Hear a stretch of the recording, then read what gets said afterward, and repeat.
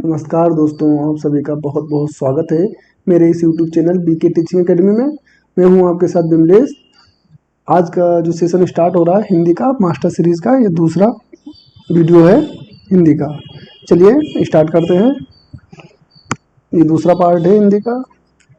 Question number 1 start करते हैं। कामायनी किसकी प्रसिद्ध रचना है?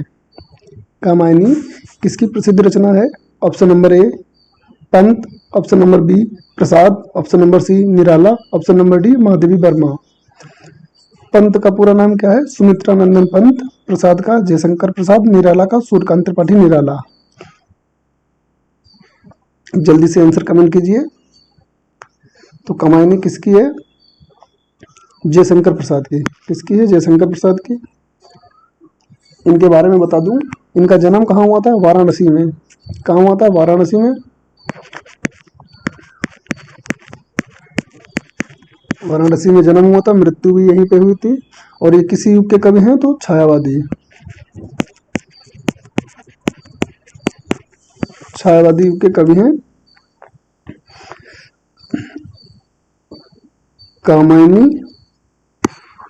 किसकी हो गई? जयशंकर प्रसाद की। और इनका जो कंकाल और ध्रुव सामिनी भी इन्हीं की रचना हो गई। इनके बारे में और पिछले वीडियो में बता भी चुका हूं, तो आप पिछला वीडियो जरूर देखिएगा।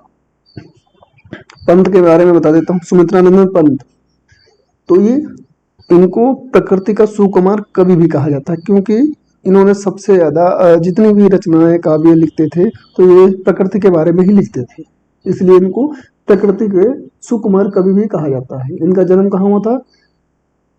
बागेश्वर। बागेश्वर कहाँ पड़ता है? प्रयागराज में। सॉरी दोस्तों। निराल और इनके बारे में रचनाएं इनकी बता देते। ये किसी युग के कवि हैं? तो छायावादी युग के कवि हैं। ये किसी युग के? छायावादी। छायावादी युग के कवि हैं। इनकी रचनाएं हैं, लिख लीजिए। युगवाणी, युगवाणी, बीड़ा, लोकायतन, पल्लव, पल्लव, गुंजन, चिदम्बरा, कला और बूढ़ा चांद। तो ये कला और बूढ़ा चांद इनकी बहुत ही फेमस रचना है। लिखने का चिदम्बरा भी लिख सकते हैं। जितना मैं बोल दूंगा आप लोग लिख लीजिएगा, क्योंकि थोड़ा। नेक्स्ट, सूर्यकांत त्रिपाठी निराला। तो निराला जी के बारे में बता दें। इनका जन्म कहाँ होता है? मेदिनीपुर में। जो मेदिनीपुर जिला है, कहाँ है ये? बंगाल में पड़ता है। तो मेदिनीपुर में इनका जन्म हुआ था। ये किस युग के कवि हैं? तो छायावादी युग के कवि हैं।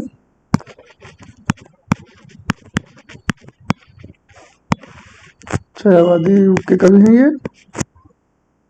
इनकी रचनाएं हैं जूही की कली, अनामिका, परिमल, गीतिका, कुकुरमुत्ता, अरिमा, आराधना और अर्चना भी इन्हीं की रचनाएं हैं। इसमें जूही की कली बहुत ही फेमस रचना है। अनामिका,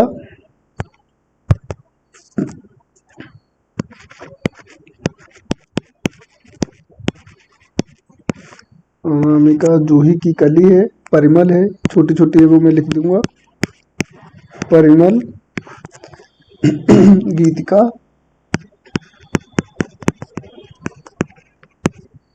गीतिका और इनका कुकुरमुत्ता आप ले लीजिएगा, नोट कर लीजिएगा। महादेवी वर्मा के बारे में बात करते हैं। तो इनको आधुनिक युग की मीरा के नाम से जाना जाता है।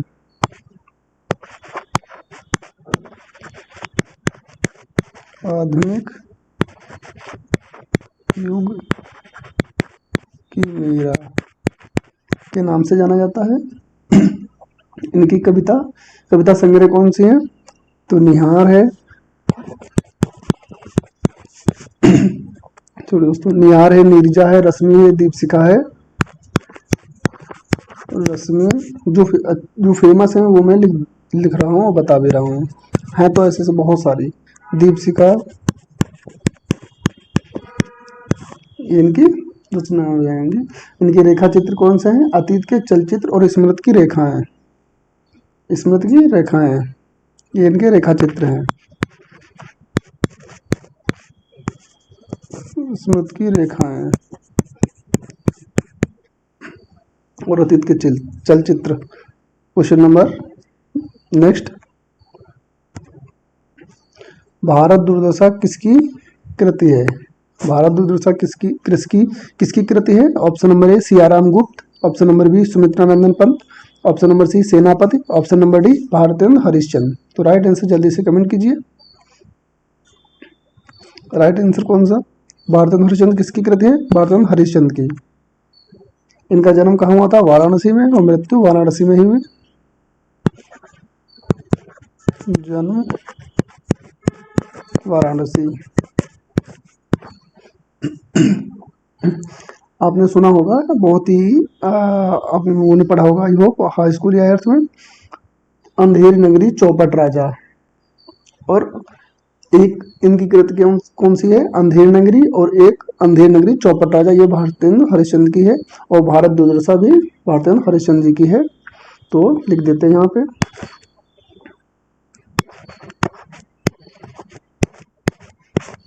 अंधेर नगरी, और इनकी है एक अंधेर नगरी चौपट राजा।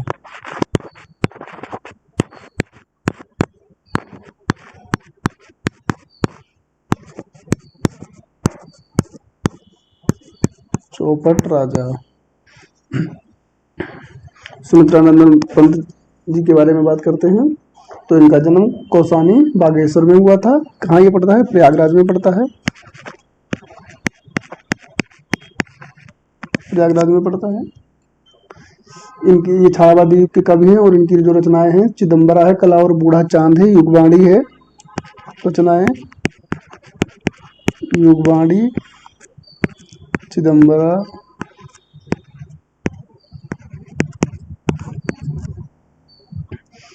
लोकायतन, पल्लव, गुंजन। नेक्स्ट क्वेश्चन, गीतांजलि के रचनाकार कौन है? गीतांजलि के रचनाकार कौन है? Option number A Rabindranath Tagore, option number B Sharat Chandra, option number C Ramchandra Shukla, option number D Prithvi Sen.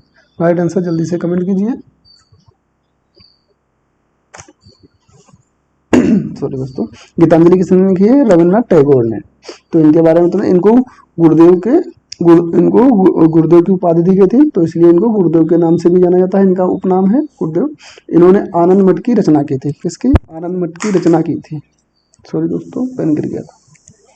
आनंद मठ की रचना की थी। आनंद मठ की रचना की थी। इन्होंने बांग्लादेश के लिए राष्ट्रगान लिखा था। उसका नाम क्या है? आप लोग कमेंट कीजिए। आमार सोनार बंगला, ये 1905 में लिखा था बंगाल विभाजन के समय, और 1972 राष्ट्रगान के बांग्लादेश में इनको मतलब इनका जो राष्ट्रगान है स्वीकार किया गया था 1971 में। इनको नोबेल पुरस्कार भी दिया गया था। कब दिया गया था? 1913 में। साहित्य का नोबेल पुरस्कार इनको 1913 में दिया गया था।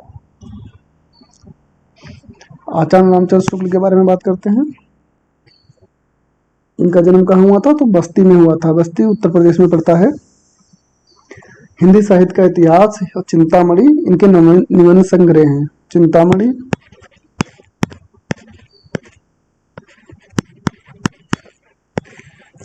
चिंतामणि और हिंदी साहित्य का इतिहास इनके, और इन आलोचनाएं इनकी कुछ हैं, जैसे रसी मीमांसा, त्रिवेणी।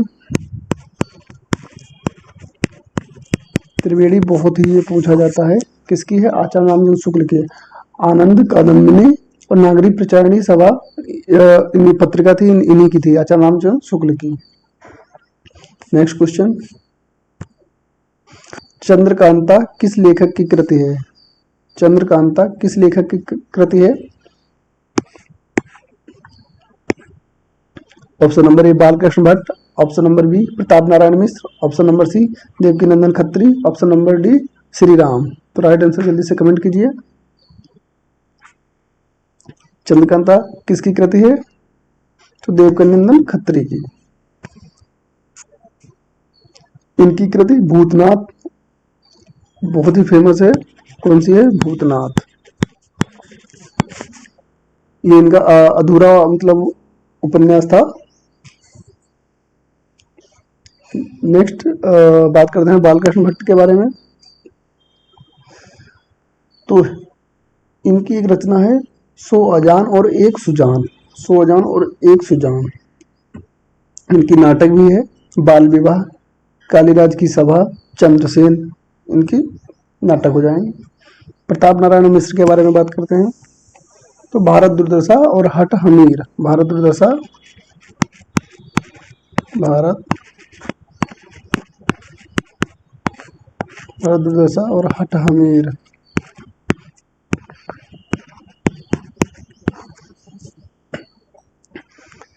नेक्स्ट इनकी नाटक हो जाएंगी प्रताप नारायण मिश्र की।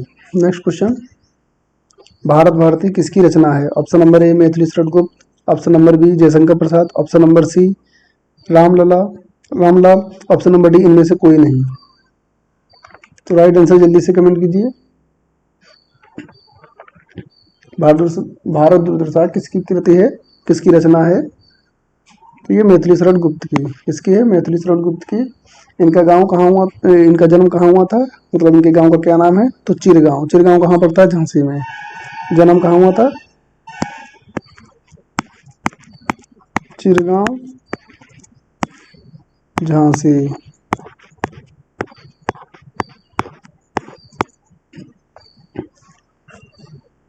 खड़ी बोली के प्रथम महत्वपूर्ण कवि हैं ये। 1949 में यशोधरा के लिए पद्म भूषण दिया गया था। यशोधरा के लिए, किसके लिए? यशोधरा के लिए 1949 में। साकेत और यशोधरा इनके महाकाव्य हैं। साकेत और यशोधरा इनके महाकाव्य हैं। साकेत, यशोधरा, और यशोधरा के लिए 1949 में पद्म भूषण इनको दिया गया था। खंड काव्य इनके हैं पंचवटी, जयद्रथ, द्वापर, नहुस, करबला और झनकार, जिसमें झनकार और करबला इनके फेमस खंड काव्य हैं। जयशंकर प्रसाद के बारे में बात करते हैं। तो जयशंकर प्रसाद आपको इससे पहले वीडियो में बता चुका हूं, फिर से एक बार में मैं बता देता हूं। सॉरी दोस्तों, इनकी कामायनी, कंकाल, ध्रुवसामिनी। कामायनी, कामायनी ये क्या है आप लोग कमेंट कीजिए। रचना है, महाकाव्य क्या है आप लोग कमेंट कीजिए। कामायनी, कंकाल, ध्रुवसामिनी हो गए। ये किस युग के कवि हैं? छायावादी युग के कवि हैं। नेक्स्ट क्वेश्चन, गोदान किसकी कृति है? गोदान किसकी कृति, किसकी रचना है या कृति है? जल्दी से राइट आंसर कमेंट कीजिए। Option number A Yashpal, option number B Munshi Premchand, option number C Bhagwati Charan Verma, option number D Vrindalal Verma. Right answer जल्दी से कमेंट कीजिए। गोदान किसकी कृति है या रचना है? तो ये मुंशी प्रेमचंद की। गोदान गबन किसकी है? मुंशी प्रेमचंद। गोदान के साथ एक गबन भी आती है, वो इनकी दूसरी रचना है। बहुत ही फेमस है ये दोनों। उनसे को मुंशी प्रेमचंद। मुंशी प्रेमचंद के बारे में बता देता हूँ। इनका उपन्यास क्या है? ये सब उपन्यास है, रचना है। तो इनका एक कहानी संग्रह इनकी है शतरंज के खिलाड़ी और ईदगाह। ईदगाह के बारे में मैंने बताया था, आज ईद भी है। ईदगाह, शतरंज के खिलाड़ी, ये इनके कहानी है। इन्होंने हंस और मर्यादा पत्रिका का संपादन किया था। हंस,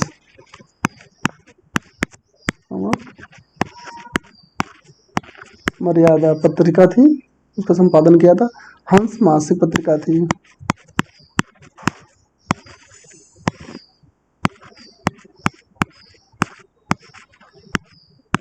मासिक पत्रिका थी। और इनके उपन्यास जो थे निर्मला, सेवा सदन, रंगभूमि, करमभूमि इत्यादि इनके उपन्यास थे और रचनाएं थी। भगवती चरण वर्मा के बारे में बात करें तो इससे पहले मैं बता दूं, भगवती चरण वर्मा का आप पिछले वीडियो में भी देख सकते हैं, इसमें भी बता देता हूं। चित्रलेखा इनका उपन्यास है। कौन सा है? चित्रलेखा।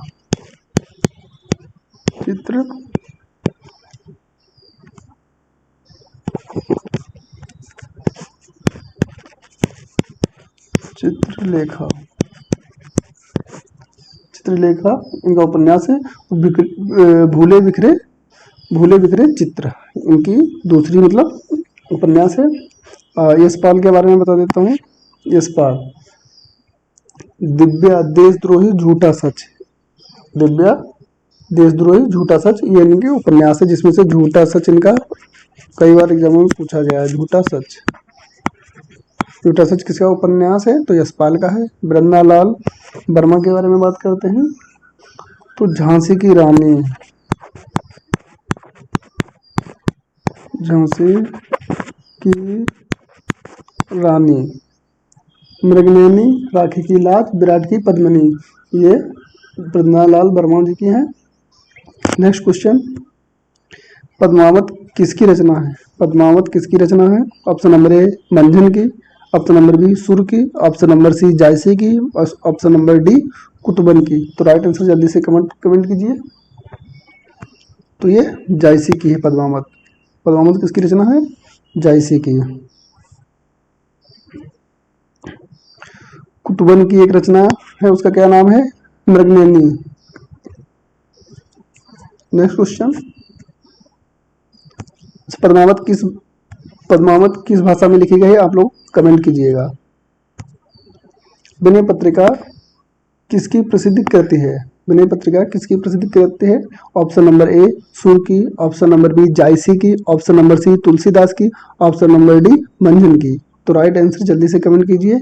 विनय पत्रिका किसकी प्रसिद्ध कृति है? तो ये तुलसीदास जी की है, तुलसीदास जी की। रामचरितमानस तुलसीदास जी ने लिखा है। रामचरितमानस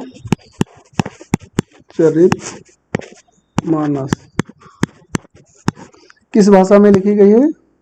जल्दी से कमेंट कीजिए। तो अवधी भाषा में, अवधी भाषा में। रामचरितमानस अवधी भाषा में लिखी गई है। इनकी कुछ रचनाएं हैं, कृष्ण गीतावली, जानकी मंगल, रामलला नच्छू, गीतावली, कवितावली और विनय पत्रिका, ये हो जाएगी इनकी। तो ये तुलसीदास जी की रचनाएं हैं, यहाँ पे नोट भी कर देता हूं मैं। कवितावली,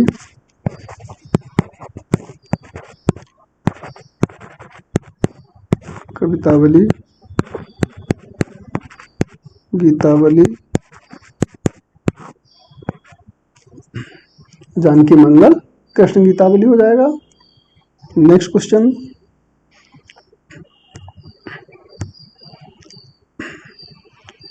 किस मध्यकालीन संत ने बीजक की रचना की? किसकी? बीजक की रचना की। किस मध्यकालीन संत ने, यहाँ संत पूछा गया, किस मध्यकालीन संत ने बीजक की रचना की? Option number A Kabir, option number B Tulsidas, option number C Sur, option number D जायसी। तो राइट आंसर जल्दी से कमेंट कीजिए। तो मध्यकालीन जो संत थे बीजक की रचना की किसने की? तो कबीर जी ने। किसने की? कबीर जी ने। कबीर जी का वो एक और है रचना, उसका क्या नाम है? तो कबीर ग्रंथावली। कौन सी है? कबीर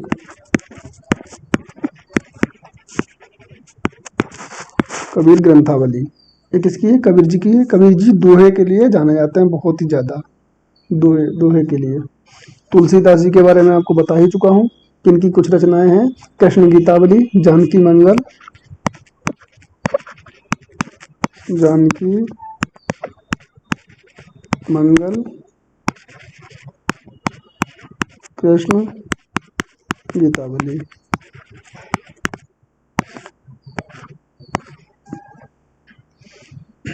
इन्होंने रामचरितमानस अवधी भाषा में लिखी है, अवधी भाषा में। जायसी पद्मावत, जायसी की रचना क्या नाम है? पद्मावत। नेक्स्ट क्वेश्चन, निम्न में से कौन सा वर्णिक छंद है? निम्न में से कौन सा वर्णिक छंद है? ऑप्शन नंबर ए दोहा, ऑप्शन नंबर बी रूला, ऑप्शन नंबर सी चौपाई, ऑप्शन नंबर डी सवैया। तो राइट आंसर जल्दी से कमेंट कीजिए। निम्न में से कौन सा वर्णिक छंद है? तो राइट आंसर सवैया, राइट आंसर सवैया। नेक्स्ट क्वेश्चन, दोहा के सम चरणों की मात्राएं होती हैं। Option number A 11, option number B 12, option number C 13, option number D 14। Right answer जल्दी से कमेंट कीजिए। दोहा के सम चरणों की मात्राएं होती हैं, तो 11 मात्राएं होती हैं। दोहा के सम चरणों में 11 मात्राएं होती हैं और विषम चरणों में, जल्दी से कमेंट कीजिए। आप लोग बताइएगा विषम चरणों में कितनी मात्राएं होती हैं। दोहा का उल्टा क्या होता है ये भी कमेंट में आप बताइएगा। नेक्स्ट क्वेश्चन, चौपाई के प्रत्येक चरण में कितनी मात्राएं होती हैं। Option number A 12, option number B 13, option number C 16, option number D 14। Right answer जल्दी से कमेंट कीजिए।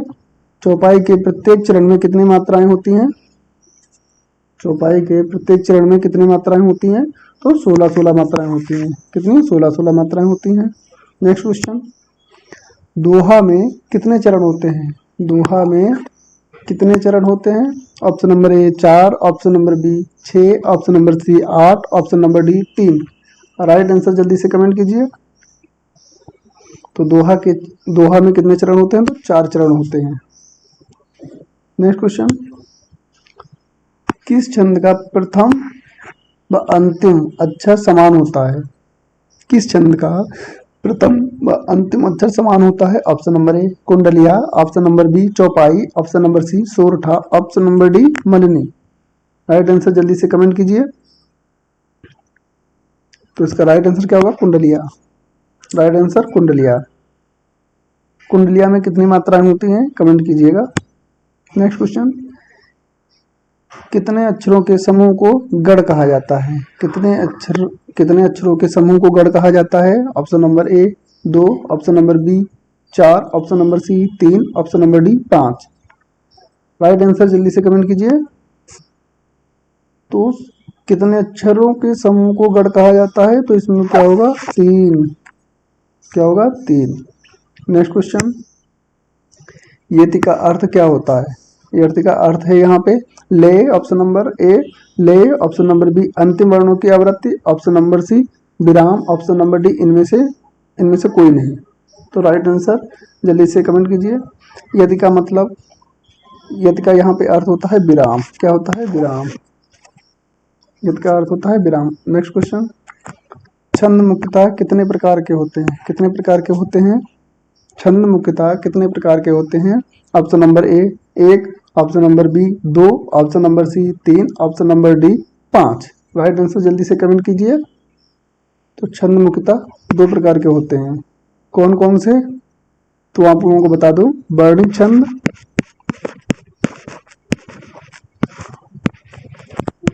वर्णिक छंद और मात्रिक छंद। मात्रिक छंद, मात्रिक छंद। नेक्स्ट क्वेश्चन, क्वेश्चन नंबर 18, गुणों की संख्या होती है। गुणों की संख्या होती है। Option number A 4, option number B 5, option number C 7, option number D 8। Right answer जल्दी से कमेंट कीजिए। तो गुणों की संख्या होती है 8। कितनी होती है, 8। नेक्स्ट क्वेश्चन, निम्नलिखित में से कौन सा सात्विक अनुभव नहीं है। सात्विक अनुभव नहीं है। तो ऑप्शन नंबर ए कम, ऑप्शन नंबर बी स्वरभंग, ऑप्शन नंबर सी अशुभ, ऑप्शन नंबर डी शंका। तो राइट आंसर जल्दी से कमेंट कीजिए। सात्विक अनुभव नहीं है, तो ये शंका। नेक्स्ट क्वेश्चन, कौन सा संचारी भाव नहीं है। ऑप्शन नंबर ए हर्ष, ऑप्शन नंबर बी गर्व, ऑप्शन नंबर सी स्मृति, ऑप्शन नंबर डी क्रोध। तो राइट आंसर जल्दी से कमेंट कीजिए। तो क्रोध होगा। राइट आंसर क्रोध। जो पॉइंट कुछ होते हैं आप लोग नोट कर सकते हैं। तो आज का सेशन यहीं पे समाप्त होता है। नेक्स्ट सेशन बहुत ही जल्दी लेके आएंगे। आई होप आप लोगों को वीडियो बहुत ही अच्छा लगा हो। वीडियो अच्छा लगा हो तो मेरे चैनल को लाइक से सब्सक्राइब जरूर करें। धन्यवाद।